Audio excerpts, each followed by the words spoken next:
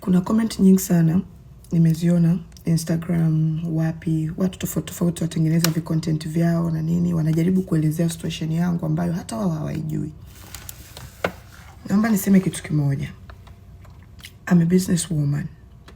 Mpaka uone nimekuja mtandaoni kusema 1 2 3 haiko hivi, tafadhali nisihusishwe. Mimi Nifa kwa nilipofikia sasa hivi, ujue iko sababu ya msingi. Hakuna mtu kwenye hii dunia atakuwa na mtu mzuri ambaye anajua kabisa this person is my ride or die, kwa ulimwengu wa sasa hivi ulivyo, akamwacha mtu aondoke. Tunaelewana? Mwenyezi Mungu alinipitisha gerezani makusudi. Labda alinipitisha kule kuniambia, we mtoto, usipokuwa makini ni huku tena nitakapokurudisha. Ni huku. Alinipitisha makusudi kwamba ukiendelea kuna vitu kufumba macho, ndo huku nitakapokurudisha. Sitaki kuongea sana. Najua mnani-trigger. Kuna vitu mnataka niongee. Sito vizungumza mpaka siku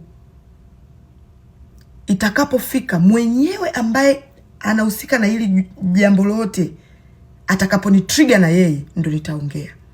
Kwa sasa hivi nilichokifanya ni kuweka wazi mipaka, boundaries, kwamba sina ushirikiano wa kibiashara na mtu yoyote. Si ushirikiani kibiashara na mtu yoyote. Sina mahusiano na mtu yoyote. Kwa heshima tu, bila kusema sijui nini wala nini wala nini. Mimi bado ni mdogo sana. Ndo kwanza na miaka 26. Kuna vitu kwa afya yangu ya akili siwezi kuvihendo. Mlitaka nije hapa nimekufa kwamba msikie tu Jennifer Jovin afariki dunia. Naombeni niache. Nyie wote mnaotengeneza content, sijui mtu alisimama na wewe akiwa gerezani kwa video ya dakika 1. Rafiki zangu walikuwa hawaji gerezani. Mama yangu alikuwa haji gerezani kila siku. Wadogo zangu walikuwa hawaji. Na walikuwa wanakuja kila Jumamosi. Walikuwa hawashoot video dukani. Mnajua maana ya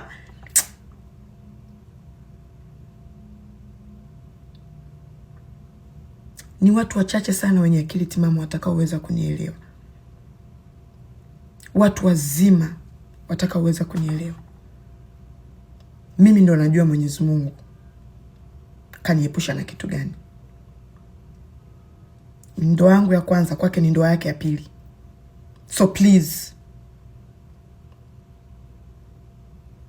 msini-trigger kutaka mimi niongee vitu, sijui nifanye nini, sijui nifanye nini. Hakuna lokuwa ananisaidia kupokea barua za wanasheria dukani kwangu. Hakuna. Kuna watu walikuwa bado wanadili na yule mtu kwa sababu wanajua ni mtu ambaye yuko karibu yangu. Please. Hili si jambo la siku moja. Ni zaidi ya miaka 2. Kwa hiyo niacheni. Mtu anasema inaonekana kabisa Nifa hana utulivu. Kuna siku niliwahi kuja mtandaoni kusema jamani 1 2 3 naomba nisaidiwe hapa. Unakuja kusema Nifa hana utulivu. Mimi ndio ni role model wa wanawake wengi. Watakuja kuelewa wakati ukifika. Mwenyezi Mungu ata-expose vitu tofauti kwa wakati sahihi. Allah atafanya kwa wakati sahihi. Kila mtu atavuna alichokipanda. Nitavuna nilichokipanda. Na wengine wote waliowahi kuwa karibu yangu watavuna walioyapanda.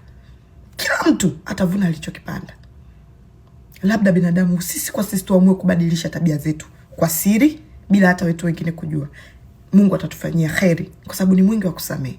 Tofauti na hapo, kila mtu atavuna alichokipanda. Sitaki eti mtu mnaamini sana mitandao, ndio maana mnakuwa manipulated. Niacheni.